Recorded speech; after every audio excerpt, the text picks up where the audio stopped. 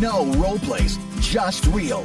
Chris and Lorenzo share 4 decades of combined experience to help you become a more effective leader. We've never really, as a workforce, spent a lot of time on making sure we're developing good leaders. We'll be able to share stories, experience, mistakes, failures, successes.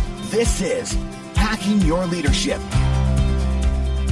Welcome to Hacking Your Leadership. I'm Chris. And I'm Lorenzo. And Lorenzo, on this episode, I want to talk about a TV series that I got into a little bit late, but I've been relatively happy that I got into, and that is Ted Lasso. Have you seen it? I have recently as well. Same thing, late to the party, but binge watched the first season over a couple of days, just even this last week. Yeah, so for anybody who doesn't know, it started as a Saturday Night Live skit, and I remember seeing it and thinking it was funny on SNL a long time ago, almost a decade ago.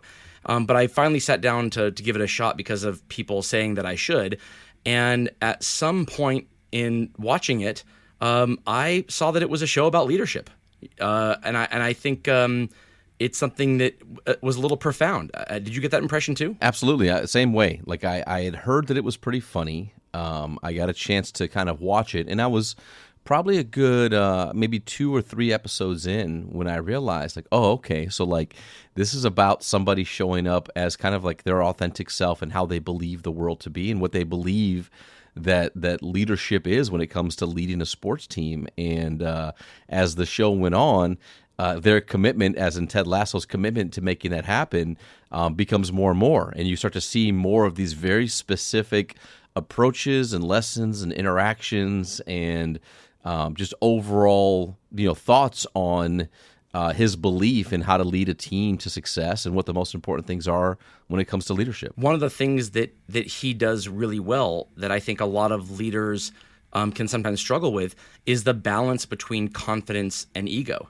And it's really hard to get that right. I've struggled with that in my career. There are times when I'm not confident in what I'm doing, and then I show up with a complete lack of ego, but I can also show up with a lack of confidence too. That's never inspiring. And then sometimes when I'm really confident in what I'm doing, if I'm not really careful on how I show up in those spaces, it can come off as having an ego.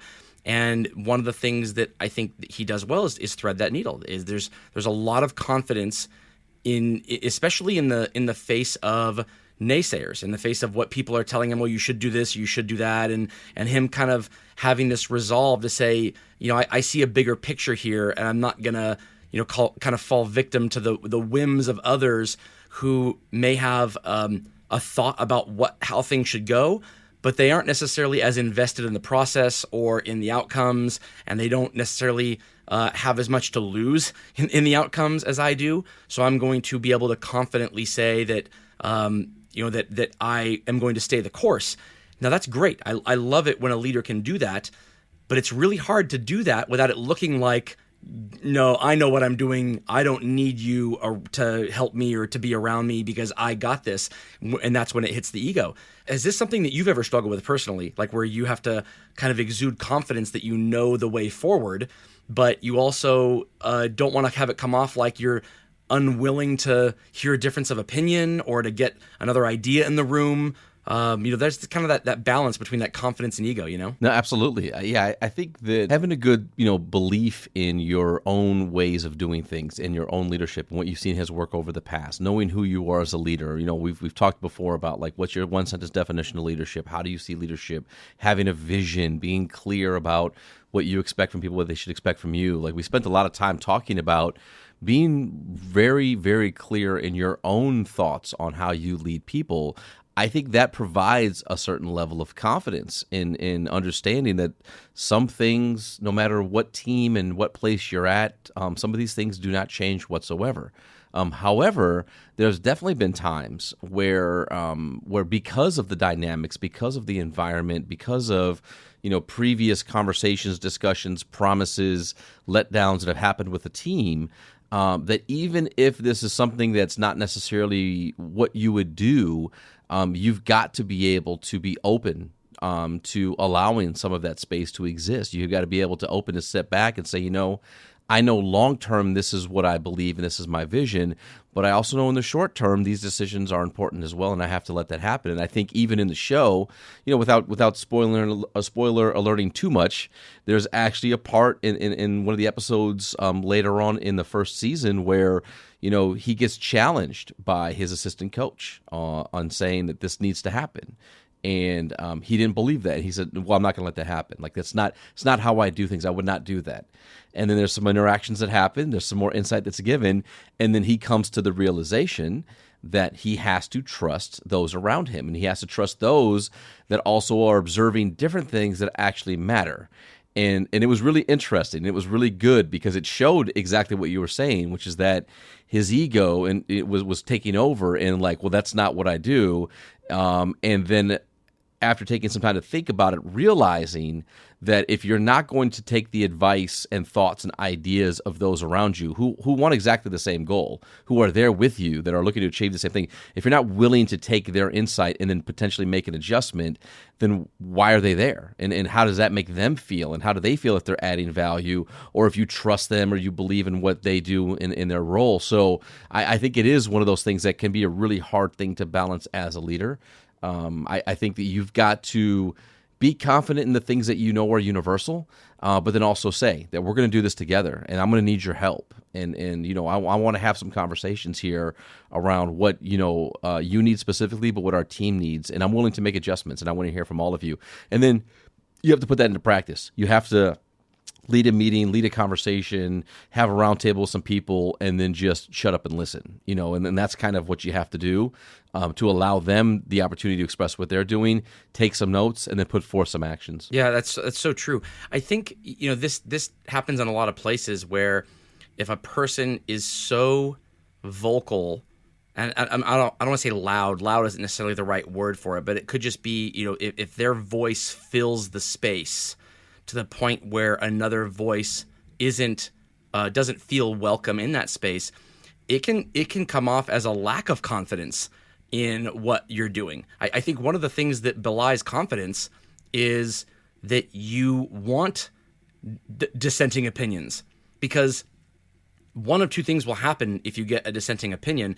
Either you will leave that conversation more confident in that in your way of doing things is the right way because it was challenged and it kind of survived that challenge, or it gives you more information and allows you to change what your strategy is because it was good information. Either way, it's a win if you allow it to be that way. If the only win to you is that, my way survived all the challenges, well, then you're going to find a way to make your way survive the challenges. You'll make that happen in your own head, and you'll end up going forward regardless of whether or not your decision is the right way. But yeah, I like that example because it shows that he doesn't know everything. And even if he's right, sometimes being right isn't necessarily the win in the long term. You may have won that individual conversation. Maybe your way was right and the other person's way was wrong. But what did you do to that person's confidence and their ability to lead other people and their ability to contribute to your team by winning in that particular moment? You've kind of like won the battle but lost the war. Sometimes the strategic leadership decision, especially if you're a leader of leaders, is to be okay with losing a little battle to be able to win the war. Because if that decision that you wanted to have go your way because you were so adamant about this, if you let it go a different way and it ends up being the wrong decision, the person who made that hopefully will learn from it. They'll learn that there was a different way of doing things, and that learn is just, it's so invaluable. It's not a learn that can ever be taught by somebody just saying, well, if you do this, then this is going to happen. It's like there's no such thing as a child who just won't touch the hot stove, right? Like at some point, the only way is to have them touch the hot stove. And you just hope that it happens early enough in their life where it becomes something where you put some ice on it for 10 minutes and then they're fine and they move on. If you continually stop your people from making those decisions that will end up in failure, in little failures, eventually they're going to be unprepared and they're going to end up making a decision that results in a failure that is career stalling or career ending. And you'll be the one to blame for it because you essentially kind of saved them from themselves and never allowed them to kind of be in a situation where they saw the consequences of their own actions. And so I think that's such a an important part of leadership, but it's something that a lot of leaders, I think, maybe have a hard time doing sometimes. Yeah, absolutely. And I think another thing that the show highlights is, as the leader, one of the times that you should step in, and one of the times that you should not step in. And there are moments, with his new team in the locker room where there are things that are going on that somebody says you should address this, and he says, I'm not going to address it because if I address it, it's not going to stop. It's actually going to get worse. And so something else needs to happen. Somebody else needs to address that, and it's not going to be me. And then there's the times where he steps out of the office and he goes and he has a conversation with somebody in public in front of the team to land a point about something as well. So I'm like, I really like that part of it, because I think that it really speaks to understanding that, we talk a lot about culture and what builds culture, and we talk a lot about, the importance of peer accountability and how much more peer accountability means to someone than just direct accountability from their boss or from their leader. And so like I enjoyed it. Of course, I watch these shows with the lens of leadership because we talk about it so much, and this is kind of what we do for a living. But being able to see it play out that way with intent, because again, you and I talked a little bit about the show, which is like, is it just going to be just a silly show? Is he going to kind of like make wonderful things happen just because like he just stumbles into it? He's kind of a goofy guy. And then you realize very quickly that he's actually has intent with what he's doing. He understands the dynamics of leadership. He understands the space that you have to have a team kind of have a players only meeting, and why peer accountability matters so much. He understands that you have to have behaviors that bring people into the mix, that's inviting for everybody to feel a part of the team. He understands that, even great players or great producers with bad attitudes can be a poison to the team. And if they continue to put themselves in front of the team, you have to address that as the leader or as the coach. And people have to see you address that as a leader or the coach, because that's, what we talked about maybe a couple of weeks ago about having somebody who just needs to go and he needs to be off the team. And what happens if you leave somebody on a team who is causing disruption and is a negative person. And so like all of these things are addressed and discussed and shown in real time. And I really appreciate his approach, and I appreciate his balance, and something that you always say, like, I appreciate his consistency of how he shows up for everyone, because now they kind of have this expectation of how he's going to show up. And in those times when he has to either maybe elevate a little bit, it makes a lasting impact. People realize, oh, this is a little bit different than normally how we see him. So I need to pay attention. I need to be in the moment with this, because it's a little bit off character, but it's not too far out of character. I like that he doesn't know really at the beginning anything about what he's supposed to be doing. It's almost like you could have put him in leading any type of team, any type of sports team in any discipline, in any sport, and it would have gone the same way. And that really shows the universality of the way he leads, and that at the end of the day, people are people. It doesn't matter whether you're a soccer player or a football player or someone who sits in a cubicle. What the human being wants and needs from a standpoint of human connection, and to see out of a person who says, "Follow me, I will take you there." It's very, very similar across the board about what we want out of our leaders, and what we gravitate towards as people versus what makes us shy away. And so I like that part of it. When I started watching it, the initial impression I got was that he was going to be like almost like a Michael Scott from The Office character, almost like leading by accident. And while that's funny, it's funny. It's almost like, you say one thing that you didn't really mean to say, and everything becomes okay.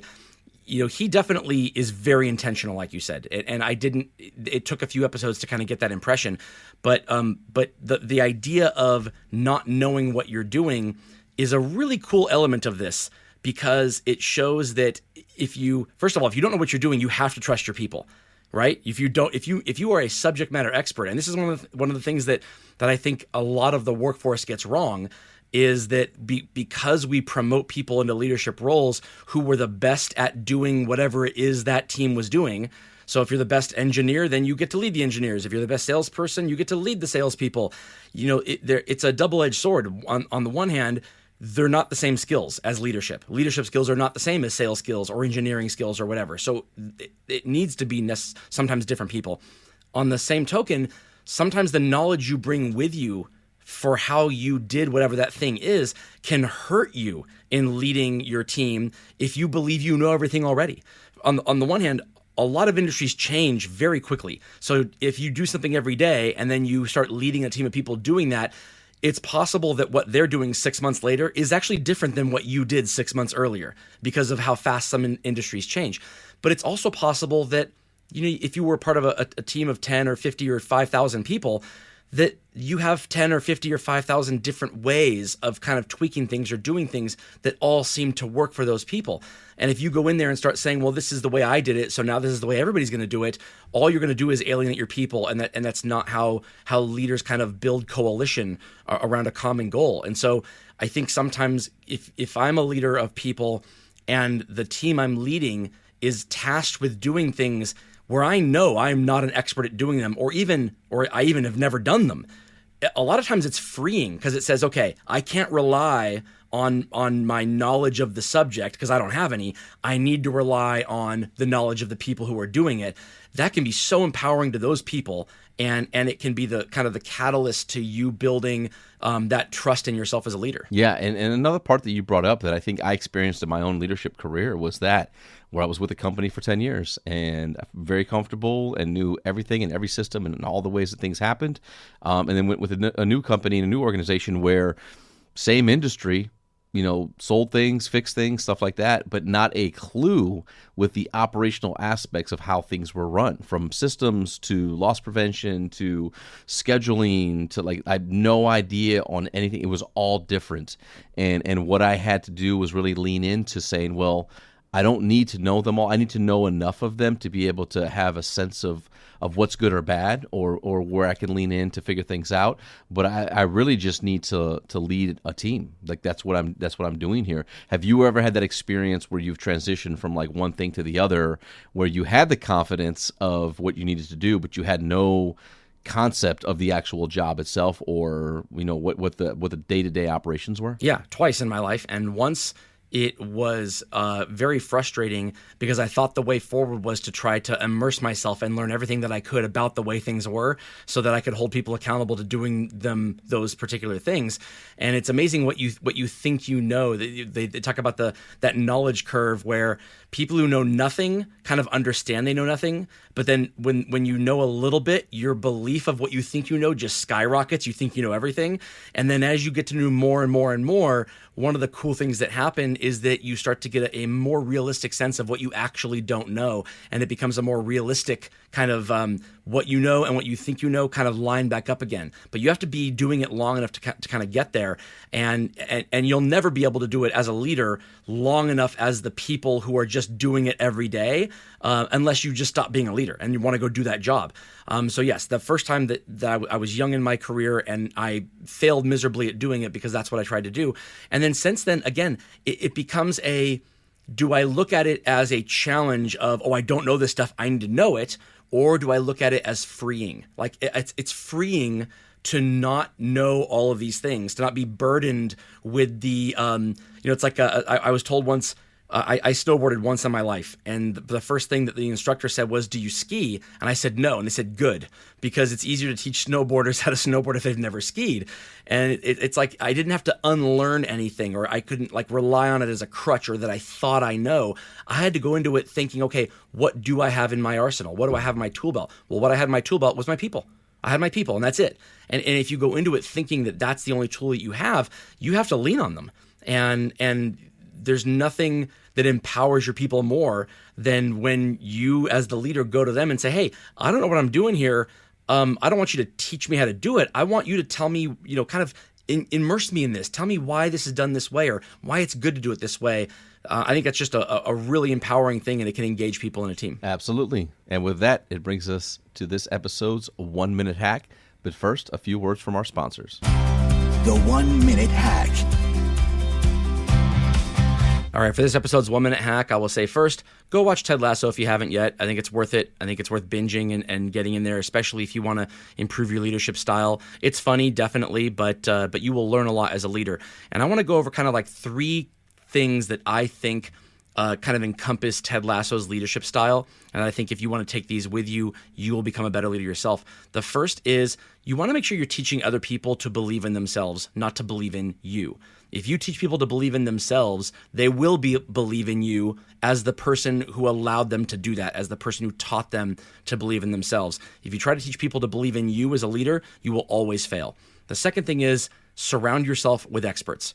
Don't try to be an expert in the things yourself. You are the leadership expert because you are the leader. So become a leadership expert. Don't become an expert in the things that you're expecting your people to do. And then the third is make sure you have a very, very clear vision and a goal in mind, because then when people come with kind of alternating point of views or differing ways of doing things, you can kind of put those through the filter of whatever that North Star is for you, whatever that vision is, and decide whether or not that person is going to contribute to that or detract from it. Having that clear goal means that it's much easier to ignore people who are looking out for their short-term interests that will be a detriment to your long-term interests. Yeah, I think it's a great 1 minute hack, and just a reminder that we can take leadership lessons from just about anywhere, including television shows, especially when they're well written and they actually give you what that kind of that leadership theory looks like in real time. I think I'm looking forward to watching season 2, and my hope is that we'll continue to see more and more of that leadership approach kind of playing out in the locker room and on the field. Yeah, I completely agree. We'll link in the podcast description below the a YouTube link of the kind of the original genesis of Ted Lasso, which is an old Saturday Night Live skit. Watching that, it's like 2 or 3 minutes long, will give you a good idea of what the show is about just from a content standpoint before watching it. But again, if you want to improve your leadership style, definitely take interest in the show. I think you'll enjoy it. And with that, it brings us to the end of this episode. This is Hacking Your Leadership. I'm Lorenzo. And I'm Chris. And we'll talk to you all next time.